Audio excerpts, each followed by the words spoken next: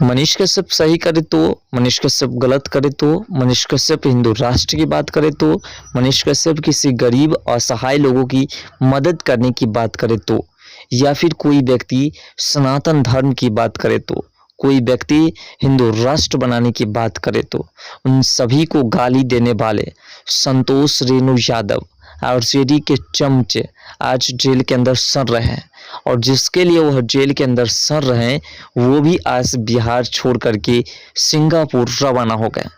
और उसके ऊपर जो एक्शन की प्रक्रिया अब शुरू होने जा रही है उसके बारे में आगे विस्तार से समझने का प्रयास करेंगे और जानेंगे कि जो लोग आरजेडी के ऐसे ऐसे नेताओं के लिए मर मिटने को तैयार हो जाते हैं और फिर नेता उसके लिए क्या करता है, और संतोष रेणु यादव को क्या मिला फ़ायदा,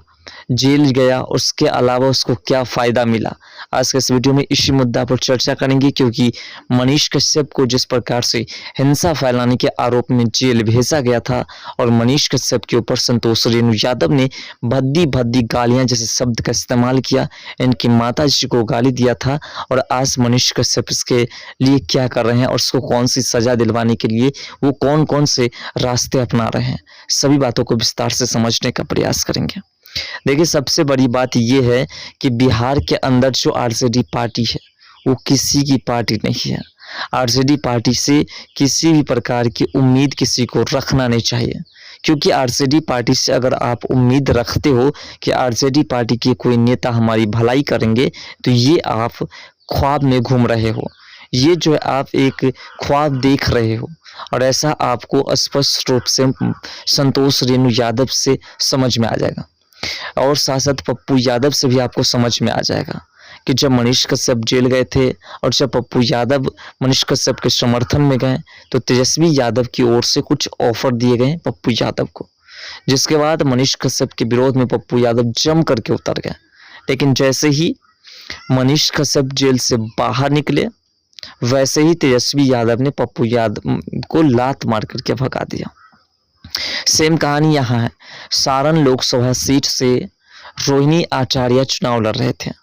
और उसी के सबसे स्टार प्रचारक बने हुए थे सारण में संतोष रेणु यादव, जो कि एक भोजपुरी गायक भी है।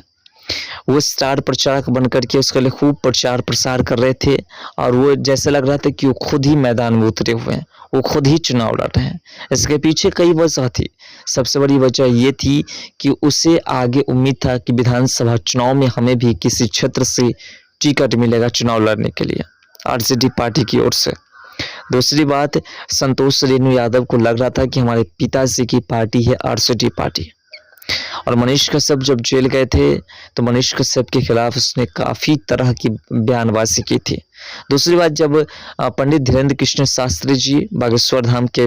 पीठाधीश्वर जो हैं, उन्होंने जब हिंदू राष्ट्र की बात की तो उनके माता बहन सभी को गाली देने का काम किया था संतोष रेणु यादव। तो आज जो उसके ऊपर एक्शन हो रहा है उसमें जिसके लिए उन्होंने इतने हिंसा फैलाए, जिसके लिए एक व्यक्ति की जान गई, जिसके लिए आज जो है उसने जेल के अंदर सड़ने का काम किया है, एक बार भी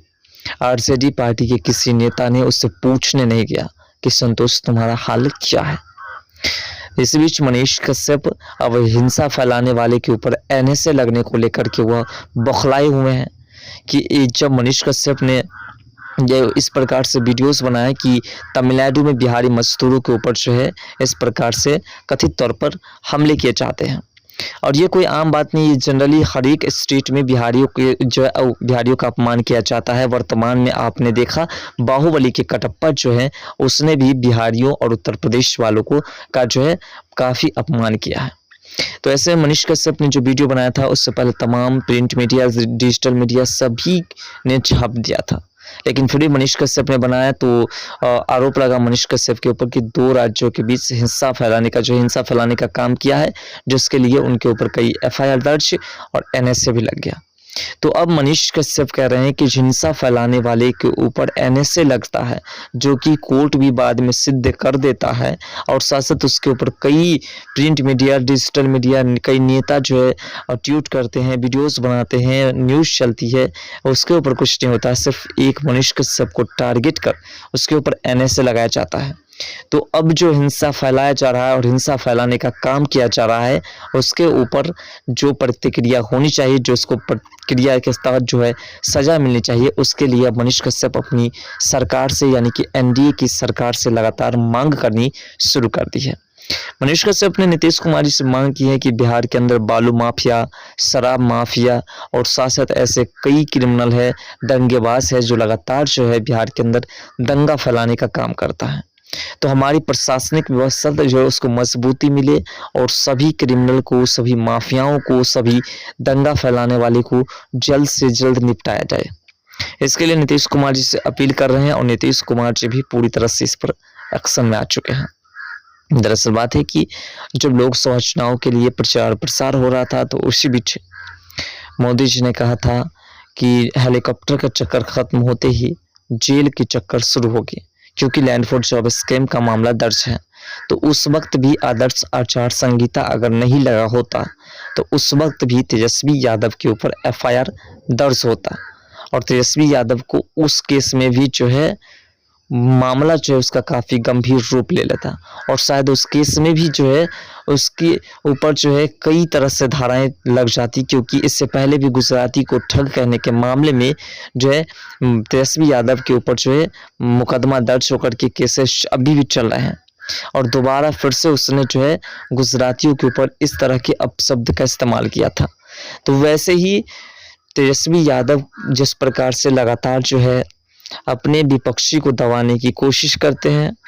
अगर कोई उसके खिलाफ कुछ बोले, उसकी बुराई को जो है उजागर करे, तो फिर उसके ऊपर कार्रवाई करते हैं। तो वैसे ही घटना अब जो है उसके खुद के नेता, खुद के स्टार प्रचारक, खुद के तलबे चाटने वाले तमाम जो उसके समर्थक हैं, उसी के ऊपर यह हथकंडा अपनाया जाएगा और बहुत जल्द आप देखिएगा कि संतोष रेणु यादव जिसकी घर की कुर्की जब्ती भी बहुत जल्द हो सकते हैं। अब हम आपको डिटेल्स में बताते हैं कि लालू प्रसाद की छोटी बेटी रोहिणी आचार्य सारण लोकसभा चुनाव खत्म होते ही और हारते ही वह सिंगापुर क्यों भाग गए। इसके पीछे की दो वजह है। पहली वजह यह है कि हार उससे बर्दाश्त नहीं हो रहे हैं, क्योंकि हमने दंगा भी फैलवाया, ऐसा भी आरोप लगा है, हमने इतने प्रक्रिया किए लेकिन फिर भी हमारी हार हो गई, ये पहली वजह है। और दूसरी वजह जो सबसे बड़ी वजह है कि आरोप लगा है कि रोहिणी आचार्य के द्वारा वहां दंगा फैलाया गया था, जिसमें संतोष रेणु यादव सबसे अहम थे, जिसको गिरफ्तार कर लिया गया है। अब जो है रोहिणी आचार्य के ऊपर जो एफआईआर दर्ज हुई है, उसके तहत थाने के द्वारा जो है, कोर्ट के द्वारा जो है लगातार जो है सूचित किया जाता है कि वह आकर के अपनी सफाई दे। ऐसे में मतलब कि रोहिणी आचार्य से पूछताछ की जाएगी कि आखिर वो इसमें इन्वॉल्व है या नहीं, क्योंकि सीसीटीवी कैमरास के माध्यम से और उनके जो कुछ लोग पकड़ाए हैं उसके माध्यम से कुछ तरीके से स्पष्ट हो रहा है कि रोहिणी आचार्य के ही संकेत पर इस तरह के दंगे फैलाए गए थे।